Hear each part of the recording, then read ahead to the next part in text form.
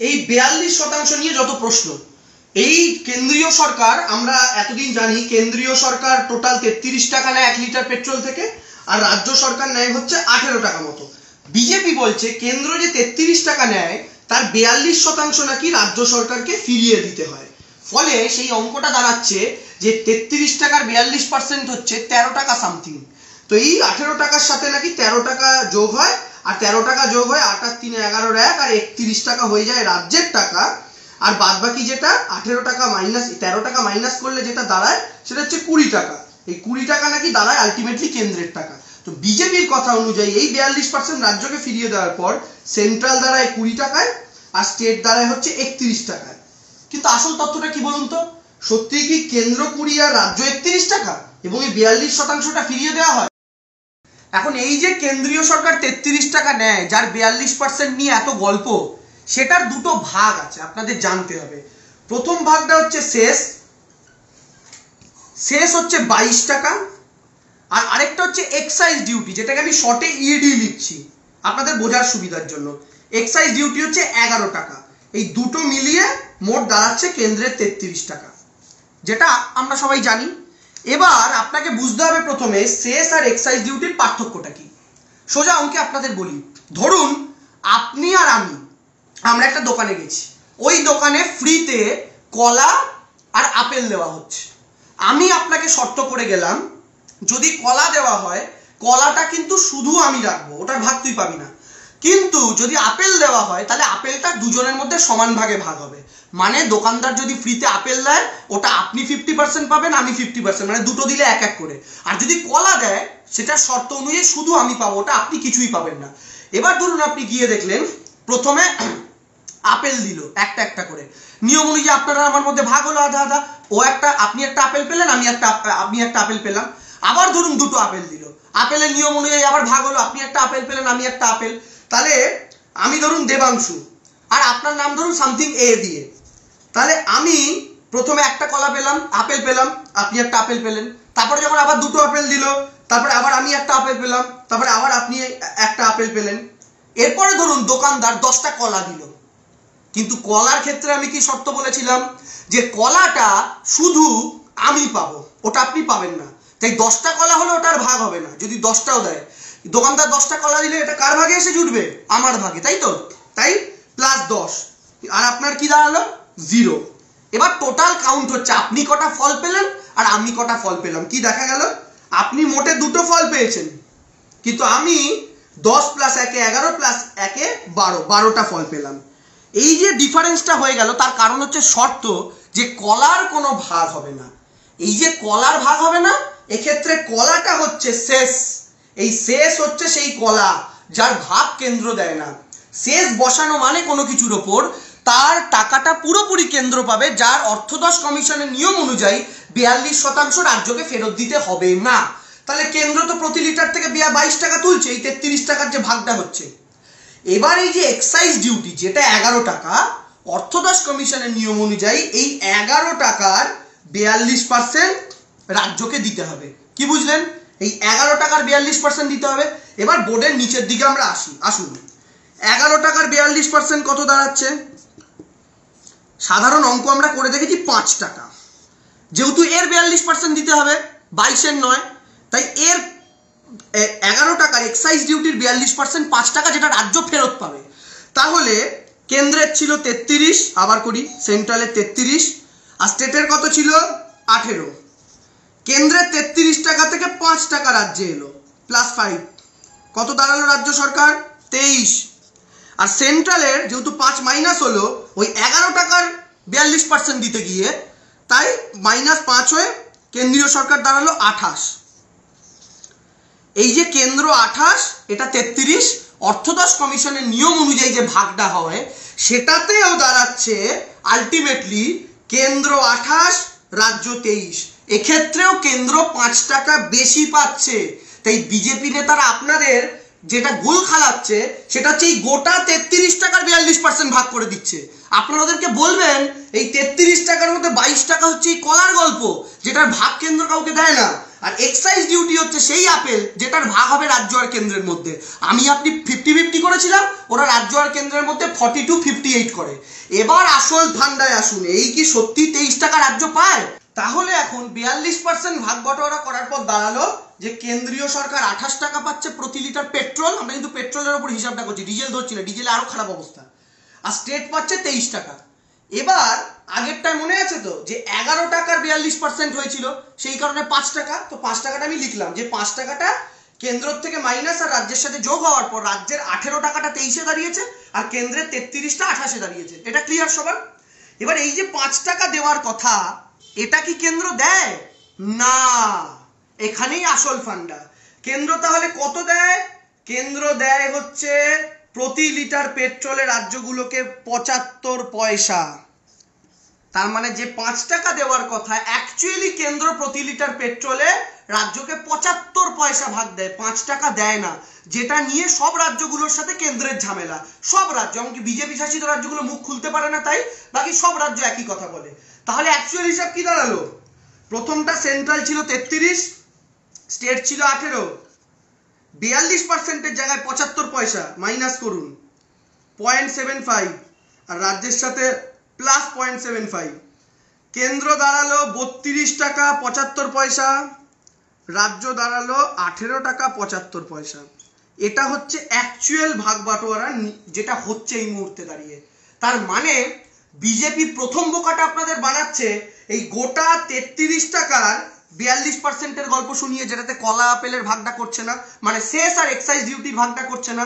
আর দ্বিতীয় বোকা বানাচ্ছে আসলে ওরা কত টাকা দিচ্ছে, এটার পর তো আসে 5 টাকা পাওয়ার কথা, যেটা বিজেপি গোটা 33-এরই 42 করে দিচ্ছিল, ওটা অ্যাকচুয়ালি 11-র 42% হচ্ছে, কিন্তু 11-রও 42% দিচ্ছে না, কেন্দ্র আসলে দিচ্ছে 75 পয়সা।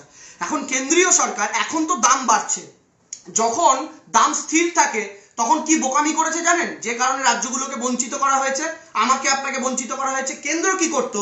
একটা বাজেটে ঘোষণা করলো আজ থেকে পেট্রোলের ওপর কেন্দ্রীয় সরকার এক্সাইজ ডিউটি 2 টাকা কমালো, তারপরেই বললো 2 টাকা শেষ বাড়ানো হলো।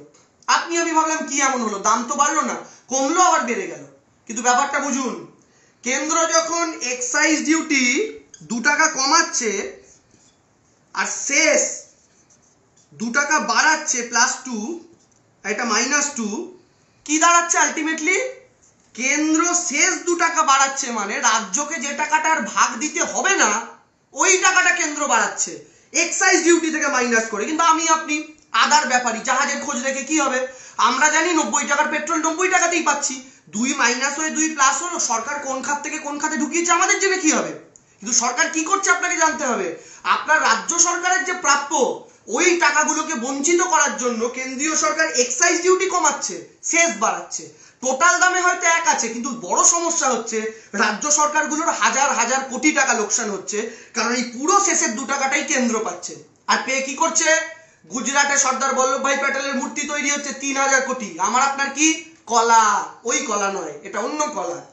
কি হচ্ছে? সেন্ট্রাল ভিস্টা প্রজেক্ট করছে নরেন্দ্র মোদী 20,000 কোটি খরচ করে, দিল্লি সাজানো, ওতে আমার আপনার কি কলা? আমার আপনার কিচ্ছু যায় আসে না। এই 2 টাকাটা নিয়ে কেন্দ্র কি করছে? নরেন্দ্র মোদীর জন্য 8,500 কোটি খরচ করে প্লেন কিনছে, আমার আপনার কি কলা? কারণ তেলের দাম থেকে শুরু করে আমার আপনার মা বাবারা যে গ্যাস ব্যবহার করে 1000 টাকা দাম হয়ে গেছে, ডিমের দাম বেড়েছে, দুধের দাম বেড়েছে, সমস্ত নিত্য প্রয়োজনীয় জিনিসের দাম বেড়েছে শুধু পেট্রোল ডিজেলের জন্য। তাই নরেন্দ্র মোদী নিজের প্লেন কিনলেন না গুজরাটে মূর্তি বানালেন, আমার আপনার তো কিছু হবে না। কিন্তু এই টাকাটা আমার আপনার রাজ্য সরকারের থেকে লুট করার ফলে কি হচ্ছে? ফ্রি রেশনটা কিন্তু আপনাকে কেন্দ্র দেয় না, রাজ্য দেয়।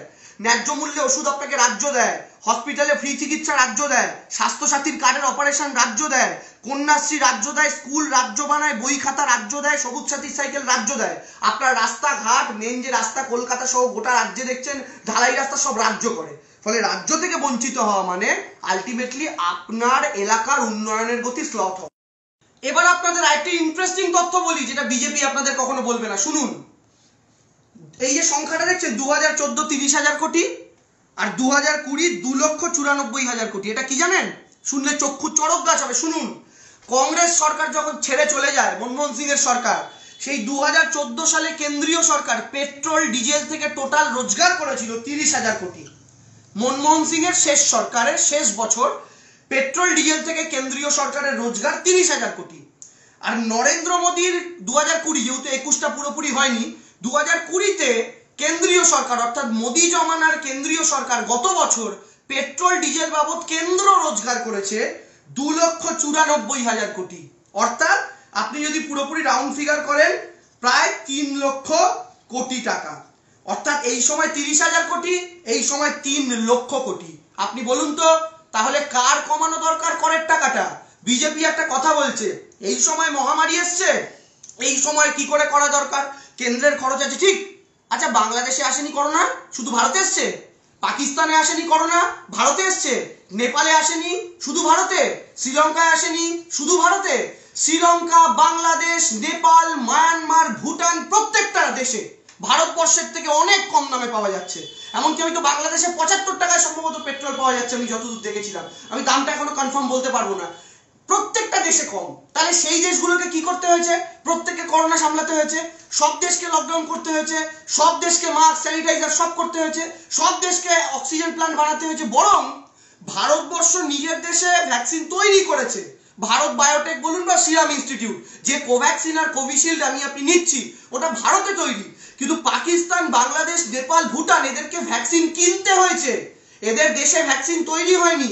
এদের খরচাটা ভারতের চেয়ে অনেক বেশি, কিন্তু তা সত্ত্বেও এই দেশগুলোতে কম, ভারতে বেশি। কিসের বাহানায়? আর কোনোদিন শুনেছেন রাজ্য সরকার পেট্রোলের দাম বাড়িয়েছে? না, কেন্দ্রীয় সরকার বাড়িয়েছে।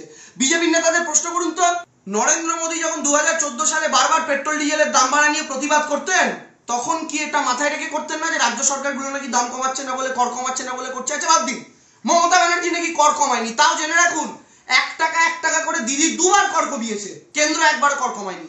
মমতা ব্যানার্জি দুবার করার পর কেন্দ্র দুবার করুক? কেন্দ্র তো অনেক বেশি ট্যাক্স পায় রাজ্যের থেকে, করেনি, প্রথম কথা। আর দ্বিতীয় কথা, বিজেপি শাসিত তো আরো 20টার উপর রাজ্য আছে। কোন রাজ্য ট্যাক্স কমিয়েছে বলুন তো রাজ্য সরকার? সেসব রাজ্যগুলোতে সব 100 টাকার উপরে পেট্রোল। সেসব রাজ্যগুলো নিয়ে কোনো কথা বলছে না কেন ভারতীয় জনতা পার্টি?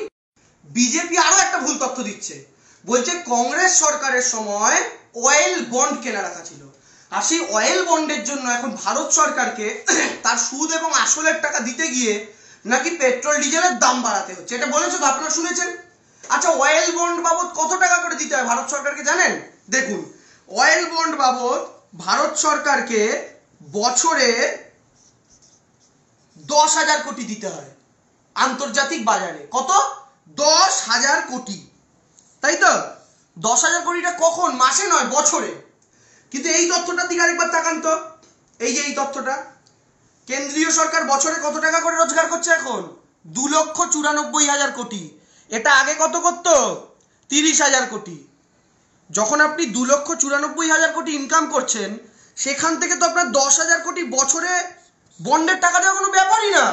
কারণ 2,94,000 কোটি থেকে যদি 10,000 মাইনাস করেন, তাহলেও 2,84,000 কোটি থাকছে, যেটাও কংগ্রেসের জমানার 30,000 কোটির চেয়ে অনেক গুণ বেশি। তাহলে এটা কোনো বাহানাই নয়। কারণ আপনার মাসে 1 লাখ টাকা খরচ, আপনি কেন আপনার সন্তানকে পড়াশোনার ফিস দিতে পারছেন না, এই অজুহাত তো আশা করি আপনি এটা দেবেন না যে আপনাকে রোজ একটা করে লজেন্স কিনে খেতে হয় সেই কারণে। এটা তো হতে পারে না। আর যে 1 লাখ টাকা রোজগার করে, তার জন্য 1 টাকার লজেন্স কখনো 200 টাকার সন্তানের পড়াশোনার বাহানা হতে পারে না। ঠিক সেভাবেই যদি 30,000 টাকা রোজগার থাকতো এখনো কেন্দ্রীয় সরকারের, আমি মানতে পারতাম 10,000 কোটি ইলেকট্রাল বন্ডের টাকা দিয়ে কেন্দ্রের অনেক ক্ষতি হবে, কারণ মাত্র 20,000 কোটি বাঁচবে। কিন্তু এখন তো মোদিজি 2,94,000 কোটি ইনকাম করেন, সেখান থেকে 10,000 কোটি দিলেও তো কিছুই না, হাতের ময়লা। তার মানে এই অয়েল বন্ডের কথাটাও সম্পূর্ণ রকমের মিথ্যা, মিথ্যা এবং মিথ্যা। বিজেপির লোকেদেরকে বলবেন, এই পশ্চিমবঙ্গকে শেষ 14 মাসে আমাকে আপনাকে যা সামলাতে হয়েছে ওদের কাউকে হয়নি। করোনার প্রথম ওয়েভ গোটা দেশের সাথে বাংলা সামলেছে 2020-তে। আমফান কেবল বাংলাকে সামলাতে হয়েছে 2020-তে। 240 বছরের সবচেয়ে বড় ঝড় আমার দাদুর দাদুর দাদুর দাদুও দেখেনি। কোভিডের দ্বিতীয় ওয়েভ গোটা দেশের সাথে বাংলাকে সামলাতে হয়েছে। আবার ইয়াস, যেটা মেজর শুধু বাংলাকে সামলাতে হয়েছে।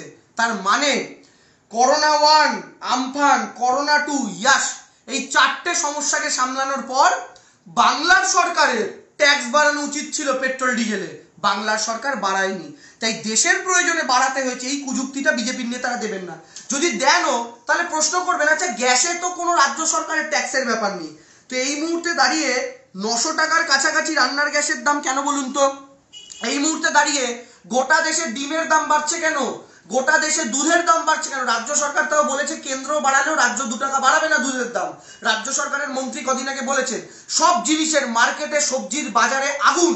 কেন? কারণ শুধু পেট্রোল ডিজেলের দামের জন্য। তাহলে গ্যাসের টাকাটা কেন বাড়াচ্ছেন মোদিজি? আর আপনারা যারা গ্যাস কিনছেন সত্যি করে বলুন তো, গ্যাসের ভর্তুকির টাকাটা আর ব্যাংকে ঢোকে? কত টাকা ঢোকায় নরেন্দ্র মোদিজি? এভাবে কেন্দ্রীয় সরকার পরস্পর আমাকে আপনাকে বোকা বানানোর একটা রাজনীতি করে চলেছে। এই ছোট অঙ্কের মাধ্যমে আপনাদেরকে বোঝানোর চেষ্টা করলাম। 1 নম্বর বোঝালাম যে সেস আর এক্সাইজ ডিউটির তফাৎ, এই দুটোর মাধ্যমে বিজেপি কিভাবে আপনাকে বোকা বানাচ্ছে, কোন টাকাটা আসলে দেওয়া হয়।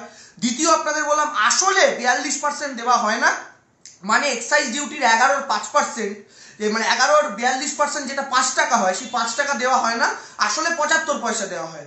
এছাড়াও আর কি বললাম, ইউপিএ জমানায় কত টাকা আয় হতো পেট্রোল ডিজেল থেকে, এই সময় কত টাকা আয় হয়। আর চতুর্থ কি বললাম, বিজেপি সরকার যে বারবার বলছে এই মহামারীর কারণে এত খরচ, তাই সরকারকে টাকা তুলতে হচ্ছে, এটাও বোঝালাম যে আমাদের পারিপার্শ্বিক দেশগুলোতে এসছে কিন্তু কোনো জায়গাতে বাড়াতে হয়নি। এবং শেষ, গ্যাসের দাম, যেটার পেছনে রাজ্য কেন্দ্রের যুক্তি খুঁজে পায় না ওরা, তা সত্ত্বেও গ্যাসের দামটা কেন বাড়ছে নরেন্দ্র মোদী বোঝাতে পারছেন না।